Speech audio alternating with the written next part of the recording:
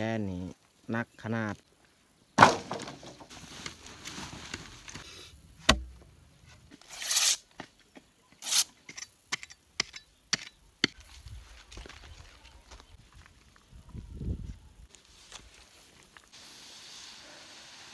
ตากแดดมัดมืออยู่นี่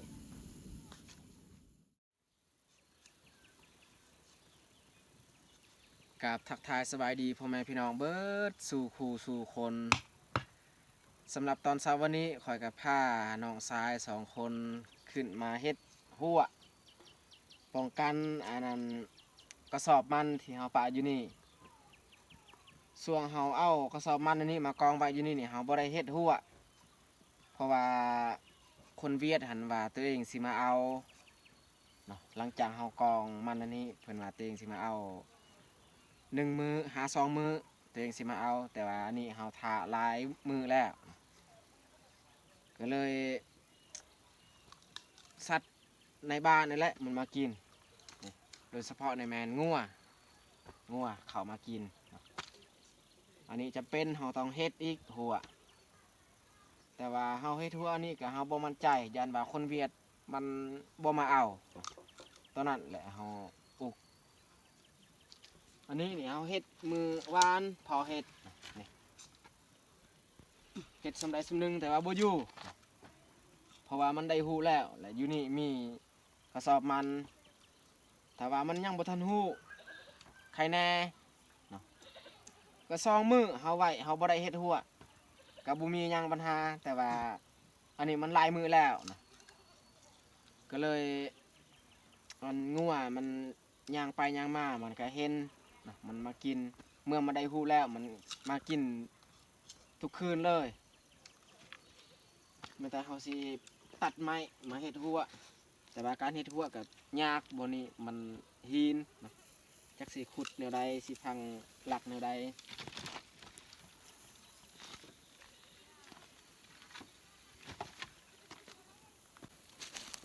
อันนี้กระสอบ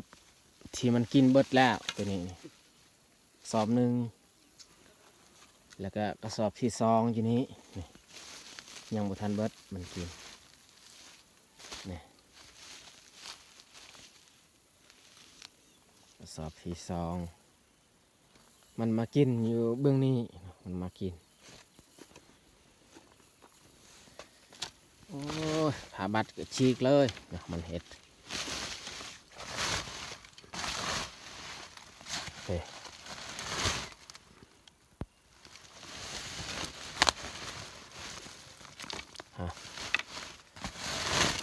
อยู่นี่อีกสอบหนึ่งนี่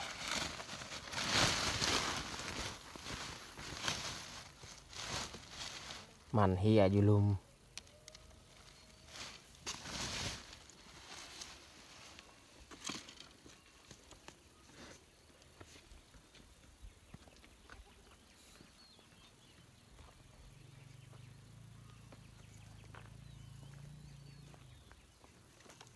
เบื้องนี้นี่บ่เป็นยังมันกินแต่เบื้องเดียวเบื้องนั้นเบื้องนี้นี่ปลอดภัยอยู่เบื้องนี้เห็นขี้มันนี่มันขี้เลยอยู่นี่แต่สิออกไปตัดไม้มาใส่ฮาวก็มีแล้วนี่แต่ฮาวน้อยๆแบบนี้นี่ประเภทงัวควายยันว่ามันบ่อยู่ต้องตัดไม้ใหญ่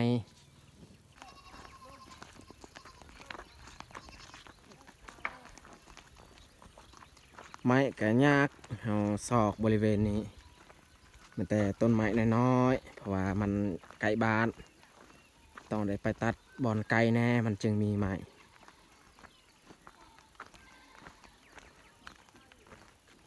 ตอนนี้ก็เวลา7 โมงเช้าแดด5 กระ 2มารู้สึกว่าอุ่นดีอยู่ช่วงเช้าๆนี่หนาวขนาดทุกคนเลยจนบ่อยากออกจากบอนแต่ว่าเมื่อเที่ยงจะน้อยนี่ฮ้อนอีก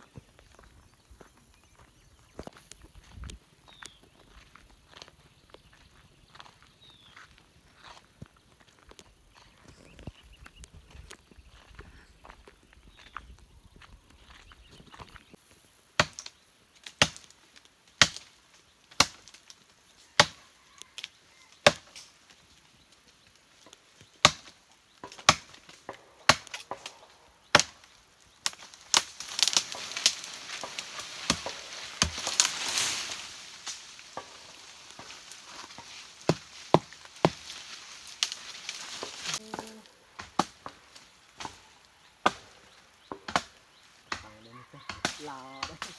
ดูเขาติดตักกันเลยถ่ายเลยเอาไว้กับจางหน้าไปปอด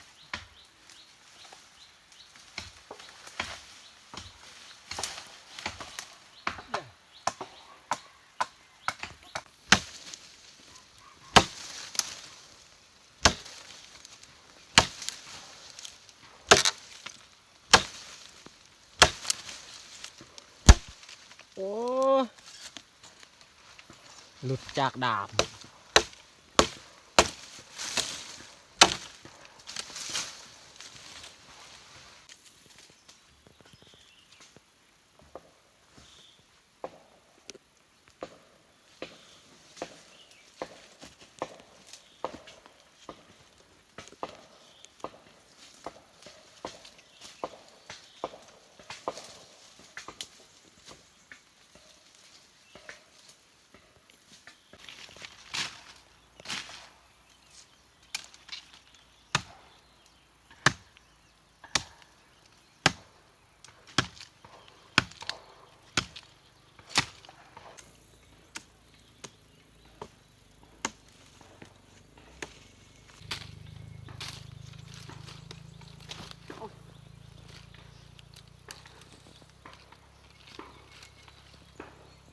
หั่งนก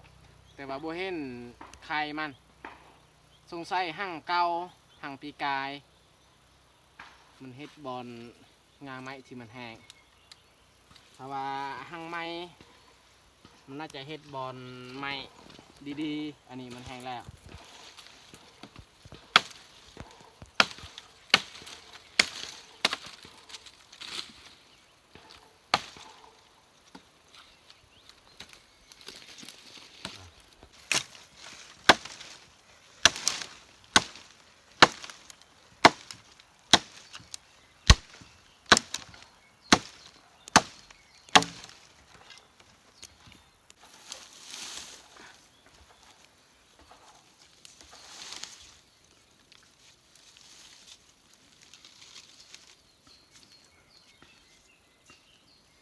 ตาม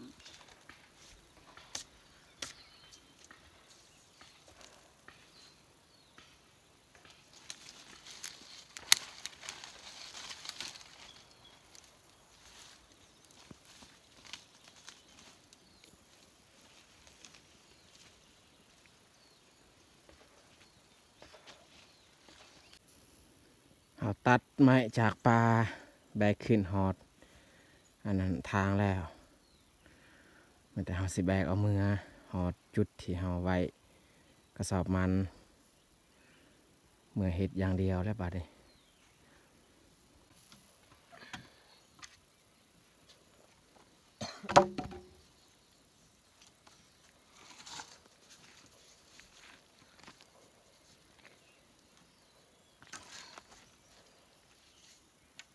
ไม้อันนี้นี่มันดำเพราะว่ามันถือไฟไหม้ลามปลามันลามจากเขาเจ้าทางปลาเฮ็ดไห้ปีกายให้น้องใหญ่แบก2 ล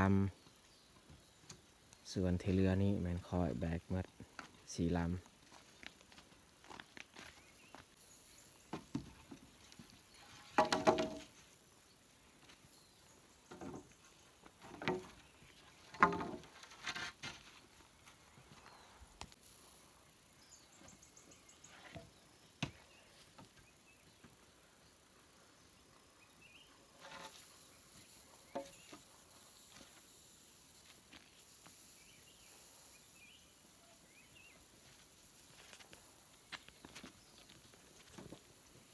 เบาอยู่เพิ่นแบกหลายลำ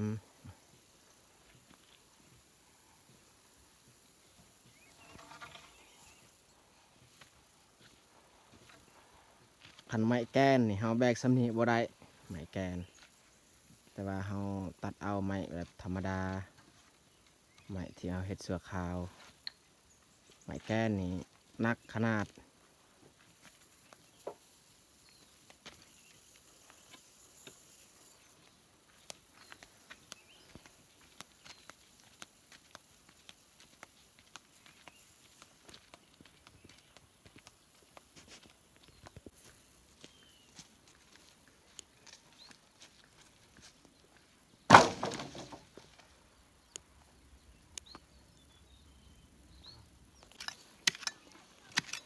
เบายุบขุดบอลเขาจะฝังหลักดินนี่แข็งมันเป็นหินนี่คือบนนี่หินเบื้องหน้าผานี่ก็หินน้องแยกก็เก็บเอามันที่มันเหียแถวนี้ยัดใส่กระสอบคืนแล้วก็สิเอาเสือกมามัดแล้วจะคอยเมียนคืนอยู่นี้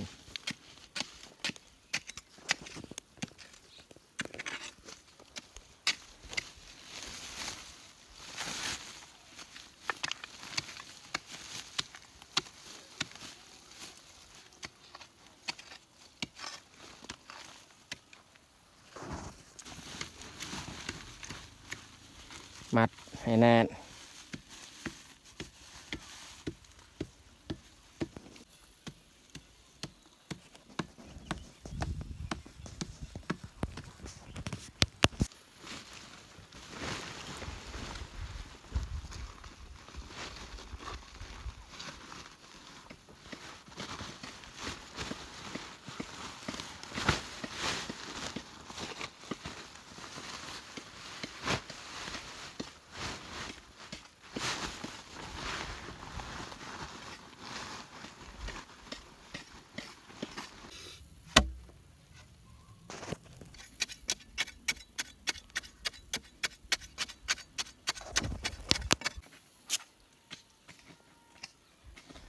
เนี่ยจีกสิ้นเอาเห็ดเสือกที่เขามัดใส่หัว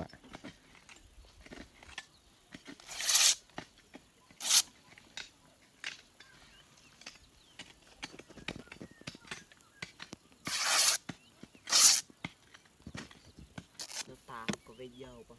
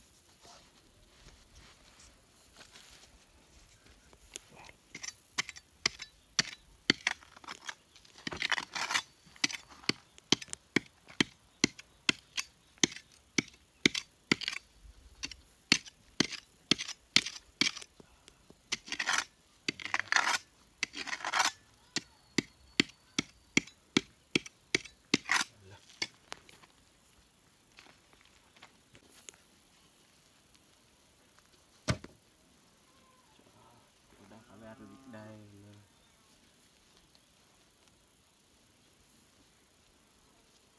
แล้วตะโป้ยตาบมันยังไงเกี่ยว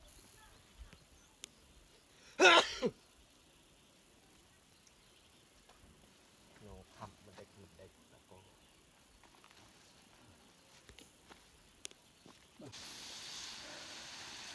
เขาออกไปตัดไม้ตัวมีใบมากองใบอยู่นี่เพื่อเขาจะใส่ข้างในเนาะถ้าว่าเขาบ่ใส่ข้างในนี่มีโอกาสมันจะเอาหัวเข้าไปในเนาะเพราะว่าหัวของเขากับค่อนข้างห่างแน่ถ้าว่ามันสามารถเอาหัวมันเข้านี่มีโอกาสหัวของเขาเพเสือกกระเบิดเสือกที่เขามัดกับสินเบาโยกกำลังไปซอกเสือกอยู่ในป่าเนาะลงลุมคอยกับเบาแยกตัดใบไม้อันนี้มากองไป ดินเป็นเหลาตาเนี่ย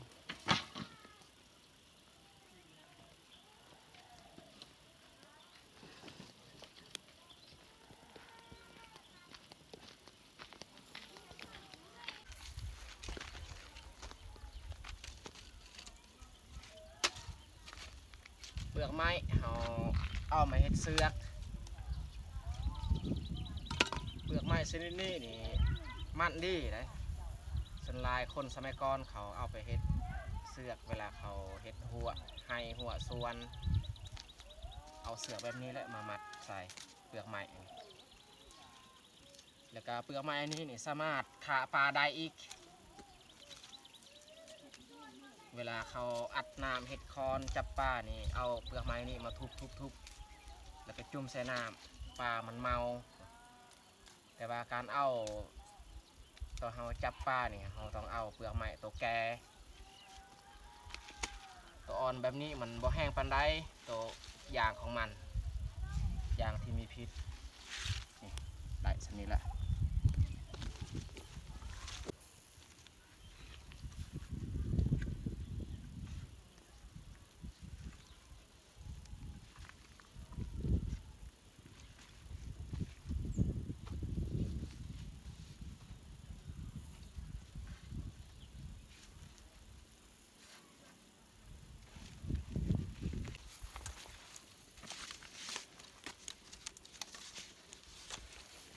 เขามัดกับเปลือกไม้อันนี้มันแน่นกลัวกับตัวเขามัดซินเมื่อกี้นี้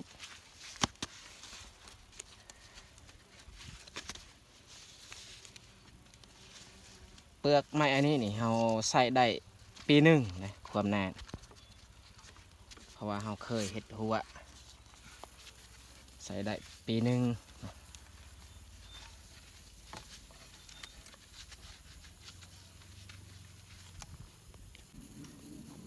คือว่าเรียบร้อยเราเฮ็ดหัวตั้งแต่เช้าจนฮอด12 โมงเลย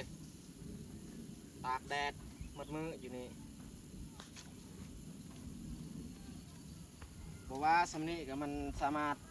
เข้าไปกินได้นี่ก็ยอมแล้วนี่ก็ค่อนข้างแน่นแล้วเห็ดแต่เราทาเบิงถ้าว่าคนเวียดบ่มาซื้อก็ไม่แต่ทิมอย่างเดียวนั่นแหละเห็ดหยังบ่ได้คนที่รับซื้อก็ไม่แต่คนเดียวถ้าว่าคนเวียดคนนั้นบ่ซื้อหมดสภาพเลยก็บ่แม่นแต่ครอบครัวเฮาดอกมี6-7 ครอบครัวที่โลกมันปีนี้อันนี้ก็เบื้องเทิงเบื้องเทิงนี่ธรรมดาเขาเห็ดเบื้องลุ่มหั่นเห็ดหนักแน่นเพราะว่าเบื้องลุ่มนี่เบื้องที่มันไปกินแล้วเขาใส่ไม้ใหญ่ก้อนแล้วเสริมไม้น้อยอีก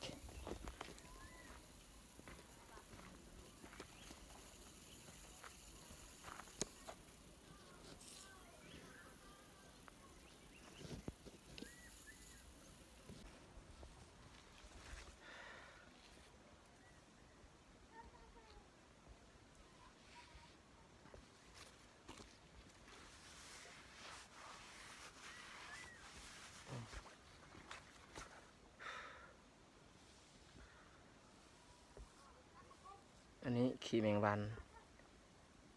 เหลือน้อยนึงเนาะ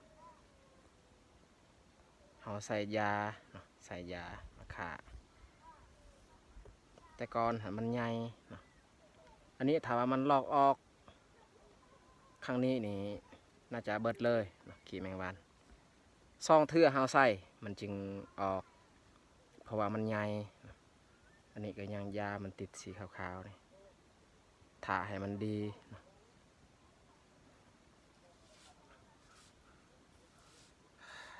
แต่เฮายางกลับบ้านแล้วบัดนี้